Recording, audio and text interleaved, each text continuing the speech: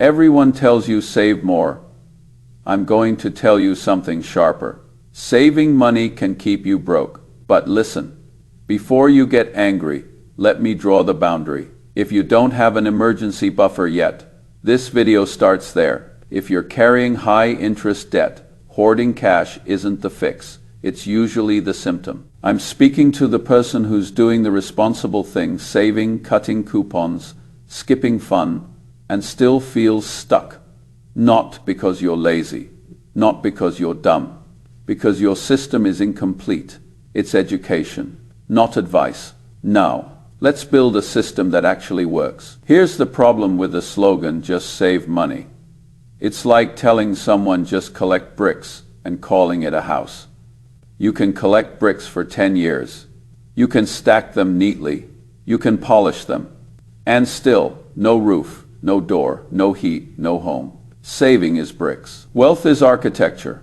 So today, I'm going to give you an operating system, not a bedtime story, for how money stops being a pile and becomes a machine. And I'll do it in the order that protects your life first, seatbelt first, then engine, survival first, then ownership, stability first, then compounding. Someone may ask, Charlie, are you saying saving is bad? Number saving is necessary. I'm saying saving can keep you broke when it becomes the final step instead of the first step, because cash has one job. It buys you options, it buys you time, it buys you the ability to avoid panic. Cash is not the destination. Cash is the bridge. And if you choose to live on the bridge forever, you'll call it safety. But it's actually stagnation. Now, I'm going to deliver value early, because I know your attention is a scarce resource. Here's the sequence model in one breath: stop bleeding, fix cash flow leaks and high interest debt. Build a seatbelt, a safety buffer, so you can't be forced into stupid decisions. Build the engine, convert surplus into ownership over time. Wait correctly. Waiting is not freezing. It's holding quality with a stable life structure. That's it. That's the machine. And if you want it even simpler, here's the rule I've repeated in public for years. Spend less than you earn, invest shrewdly, and practice deferred gratification. The part most people miss is the middle, invest shrewdly. They stop at spend less. They become professional savers. They never graduate into ownership. Let's get painfully practical. If you're watching this and thinking, Charlie, I can't even save, you're not disqualified. You're simply earlier in the sequence. So I'm going to give you 3 layers of action with different hardness. Layer 1, 10 seconds. Write one number. Layer 2, 30 seconds. Automate one transfer. Layer 3, 2 minutes. Audit fixed costs and rank debt rates. Let's do them. Layer 1, 10 seconds. Open your notes app. Write this. Safety bucket target equals $. Pick a number that makes sense for your life. Not a fantasy number. Not a number that makes you feel like a hero. A number that prevents you from being forced to sell or borrow when life punches you. If you have variable income, your target may be larger. If you have stable income and support, it may be smaller. But write a number. No plan.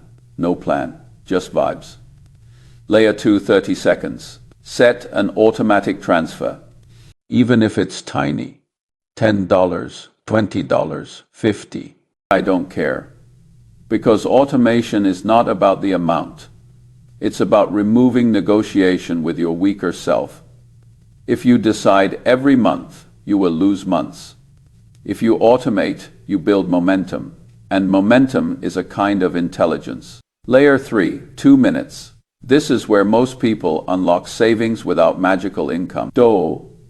A fixed cost audit, write down, rent or mortgage, car payment, insurance, subscriptions, debt minimums, anything that is locked in. Then calculate a simple ratio, fixed costs, fee income. If that number is high, you don't have a saving problem. You have a structure problem. No, rank your debts by interest rate from highest to lowest. If you're paying high interest, Hoarding cash while paying that rate is like carrying water in one hand while lighting money on fire with the other. So the rule is simple. High interest debt gets attacked first. Safety bucket gets built at the same time, at least a small buffer, so you don't relapse. That's how adults do it, not by slogans, by systems. Now we've earned the right to talk about the big idea.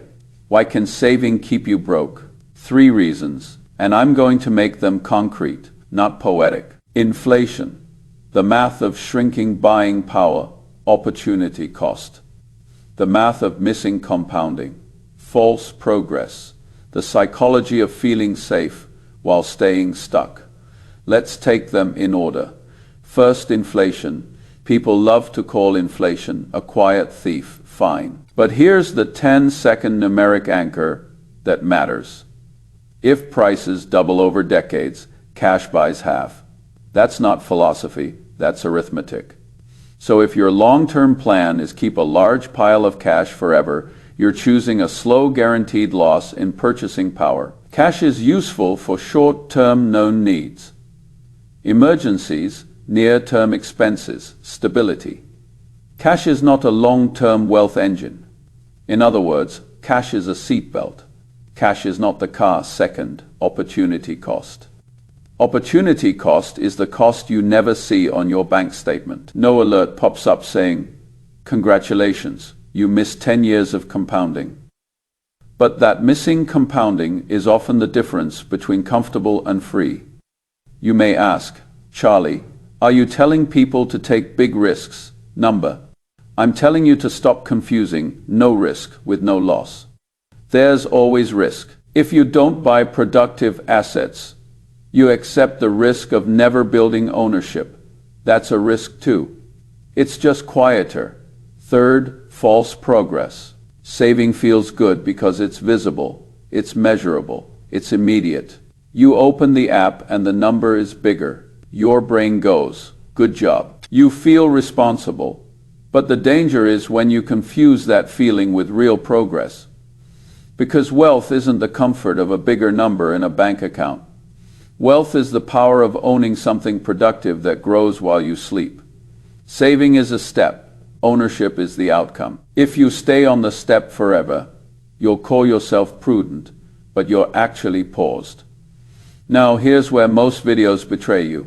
They spend 30 minutes talking about billionaire investments and famous stocks. That makes you feel entertained and powerless. So let me give you a normal person case first, because you need mechanism, not hero worship. Meet Maya and Dan. Not real names, very real situation. They're not broke in the dramatic sense. They pay bills, they work hard, they save when they can, but they feel like money never builds. Why? 3 things. Their income is variable. Some months good, some months thin. Their fixed costs are high. Rent, car, subscriptions, insurance, all locked in. They carry a credit card balance at a punishing rate. So they do what responsible people do. They try to save more. But here's the trap. Every time they save, a surprise expense hits. Car repair, medical bill, family obligation. They wipe out the savings. Then they feel shame. Then they save less. Then they rely on debt. Then interest grows. Then their savings plan turns into a treadmill. And this is the key point. They don't have an investing problem. They have a system order problem. So what changed their trajectory? Not a stock pick, not a crypto tip, not a heroic bet. A sequence. First, they set a safety target, modest, realistic. Then they automated transfers, small. Then they cut fixed costs. Not everything, just the worst offenders. Then they attacked the highest interest debt while maintaining a small buffer. Then, only when the bleed slowed, they started building a growth bucket. That's it. No magic, no genius, just order. And once they had both a buffer and a small growth bucket, something changed psychologically. They stopped hoarding cash out of fear. They started deploying surplus by rule. That is the difference between saving as a cage and saving as fuel. Now, only now, we can talk about the famous cases, but we're going to handle them correctly, not as be a hero, not as bet big like a legend, as mechanism. The mechanism is when markets panic, you don't need courage. You need two things: growth bucket money that is not needed for survival, rules that prevent emotional decisions. That's the point. So let's look at 3 famous episodes as a lens, not as a template for copying trades. Case 1. American Express during the salad oil scandal era. There was a public shock, a reputational scare, and panic selling. People saw headlines and their brains screamed, danger. Here's the mechanism lesson. In fear, most people do one of 2 stupid things. They sell quality because it's uncomfortable, or they freeze and hoard cash because it feels safe. The correct action is neither panic nor paralysis. The correct action is if you have a safety buffer. You are not forced to sell. If you have a growth bucket and rules, you can evaluate calmly, not be brave. Be systematic. And that's why Buffett's famous line is useful as a temperament reminder, not as a call to gamble. Be fearful when others are greedy, and be greedy when others are fearful. If you translate it into practical behavior for normal people, it becomes, when prices drop and news is loud, don't touch survival money. Do not borrow to buy the dip. Do not invent heroism. But if you have growth money and a diversified, rules-based approach, you keep deploying according to plan. Because the plan was built for discomfort. That is mechanism, not mythology. Case 2. Coca-Cola. People talk about it like it was a magical stock. The lesson is duller and more useful. The useful part is the sequence. Understand the business. Buy at a sensible price. Hold long enough for the business to do the work.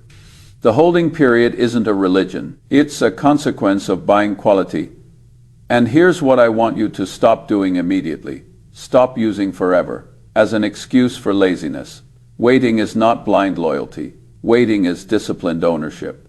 If you don't understand what you own, you're not waiting, you're hoping. And hope is not a strategy. Case 3. Costco. I've praised Costco publicly because it demonstrates a compounding machine. The mechanism lesson is not go buy Costco. The mechanism lesson is certain business models compound quietly because they align incentives well. They deliver value, they earn trust, they scale efficiently, they reinvest intelligently, they avoid the kind of stupidity that destroys great businesses. But, and this matters, price still matters. So the correct takeaway is, find understandable compounding engines, then respect price, then hold with a stable life structure, again, mechanism, not worship. Now, let's talk about waiting, because most people misunderstand it, and I don't want to create the exact confusion you warned about. Waiting is not do nothing and stay in cash. Waiting is what you do after you've built the preconditions. In my world, waiting has at least 3 preconditions. A safety buffer, so you are not forced to sell. Understandable assets or tools, so you're not relying on luck. A cost-controlled life structure, so time works for you instead of against you. If you don't have those, waiting turns into hoarding, and hoarding turns into stagnation. So I'm going to translate waiting into something operational. Waiting means you stop changing strategies every month. You stop reacting to headlines. You stop chasing stimulation. You let the plan run. You can be boring and still be effective. In fact, boring is often the price of admission. Now, I want to address the biggest retention killer. The moment people say, okay, Charlie, I get it. What do I do on Monday? Good. Let's do Monday. I'm going to give you a simple weekly routine, 10 minutes. And it ties directly to the title, Saving Can Keep You Broke When It's Not Connected to Ownership. Here's the routine. Question 1. Did I spend less than I earned this week? If not, what is the single biggest lever to fix next week? Question 2. Did I increase my safety bucket or maintain it? If not, am I gambling with survival? Question 3. Did I add to my growth bucket by rule? If not, am I saving without building ownership? Question 4. Did I reduce high interest debt or avoid new high interest debt? If not, what am I rationalizing? Question 5. Did I improve earning power, skills, credibility, output? If not, why am I expecting a different financial future? 5 questions, 10 minutes, weekly. That is how you replace vibes with a system. Now, let's tackle the criticism that smart viewers will throw at the title, and I agree with them. Charlie, many people aren't saving too much. They're saving too little. They're barely surviving. Yes, and that's why the sequence matters. If you're in that group, the point is not stop saving. The point is stop treating saving as the only lever. You need a structure audit and an earning power plan. Someone would ask, Charlie, what if I can't save because my life costs too much? Then you do the brutal math, which fixed cost is the tyrant. What is the smallest change that reduces the tyrant? Can you downsize, refinance, relocate, share, sell, renegotiate? I know, it's not fun. But neither is staying broke politely. Charlie, what if my income is too low? Then your plan cannot be only frugality. Frugality is defense. You also need offense, a second skill, a second income stream, a higher value role, a credential, a portfolio, a reputation. If you don't build earning power, you'll try to squeeze blood from a stone and call it budgeting. Now let me say something that will sound like an insult, but it's not. A lot of people confuse being careful with being strategic. Careful is I don't touch my money. Strategic is I allocate my money by purpose. Careful without strategy becomes fear. Strategy without care becomes stupidity. You need both. That's why the 2 buckets are helpful. But we're going to upgrade them into a sequence rule. Here's the sequence rule you can remember. Never fund growth with money needed for survival. Seatbelt first, engine second. And if you violate that rule, you turn investing into gambling, because you'll be forced to sell when life hits you.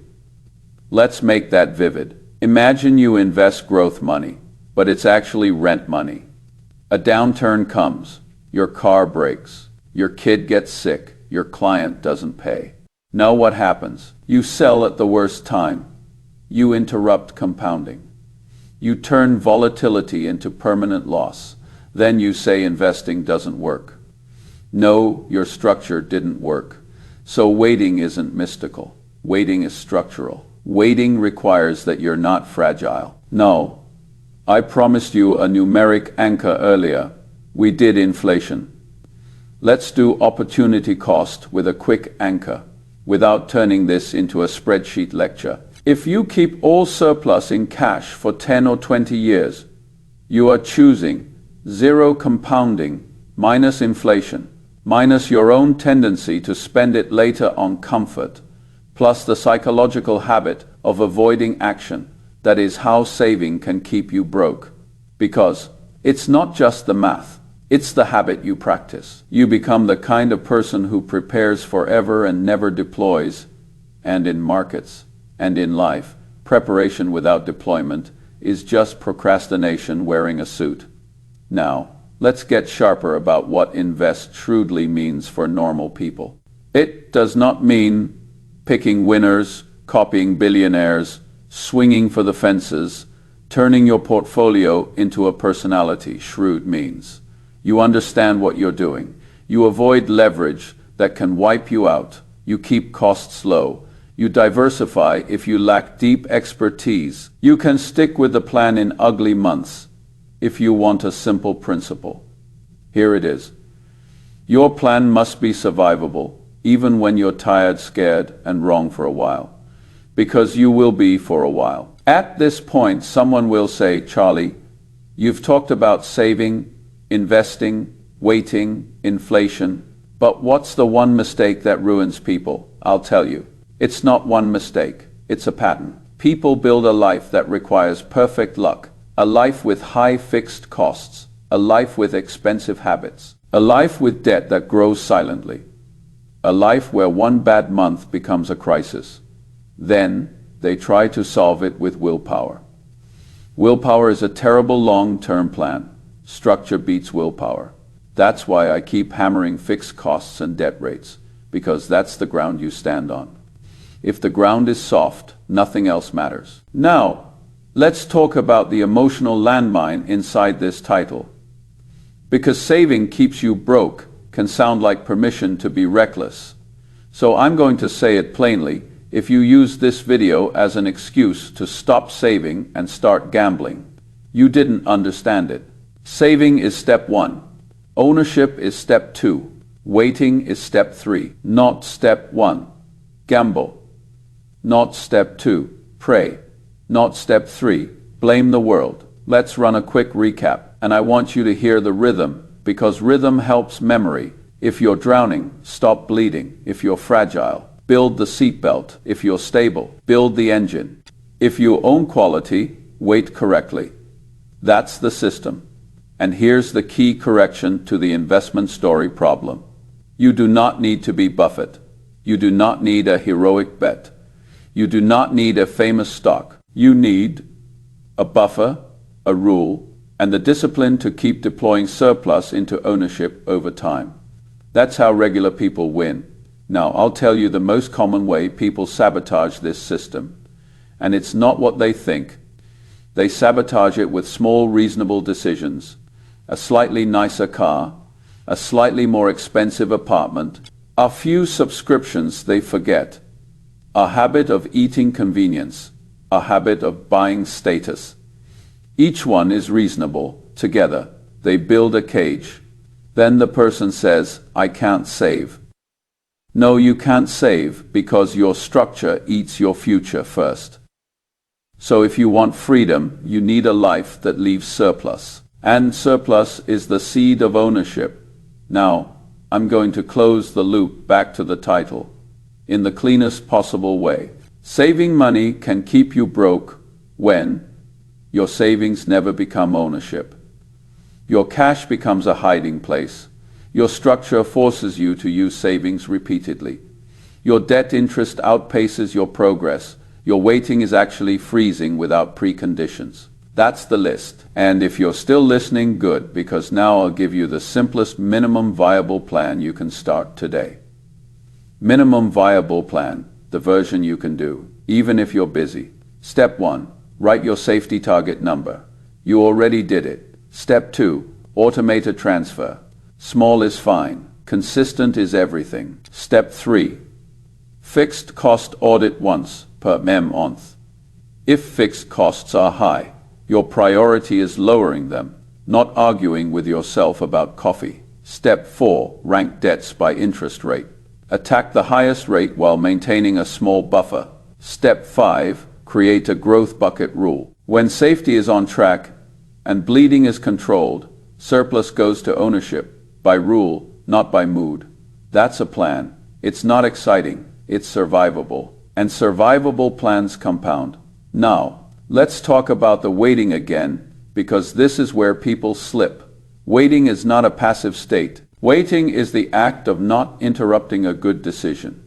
But you can only wait if you can endure discomfort without panic. That endurance comes from a buffer, a manageable life, and an understandable approach. Otherwise, you'll flinch. You'll sell, you'll switch, you'll chase, you'll reset the clock. And the clock is the enemy of compounding.